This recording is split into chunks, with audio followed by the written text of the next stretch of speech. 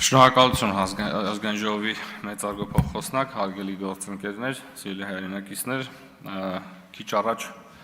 տեղի ունեցավ մի շատ տարօրինակ բան, մենք իհարկե սովոր ենք, որ ընդդիմությունը հաճախ փախչում է այս դահլիճից, բայց այս անգամ դա տեղի ունեցավ ծույլ դպրոցականի դասից փախնելու ինչ-որ ոճով, երբ վերջինս ինչ-որ պատրվակ է փնտրում դասարանից դուրս է գալի ու հետ չի գալիս, սա բառացի տեղի ունեցավ մոտ սրանից մի 20 րոպե առաջ,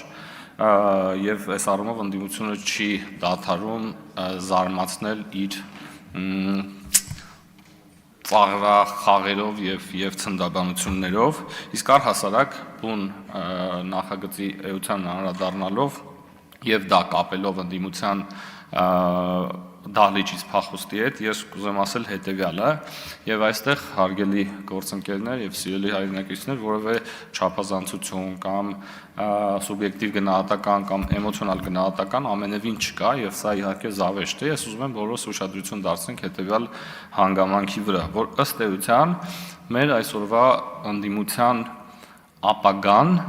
քաղաքական ապագան եւ Հայաստանի Հանրապետության ինքնիշխան ապագան, պետականության ապագան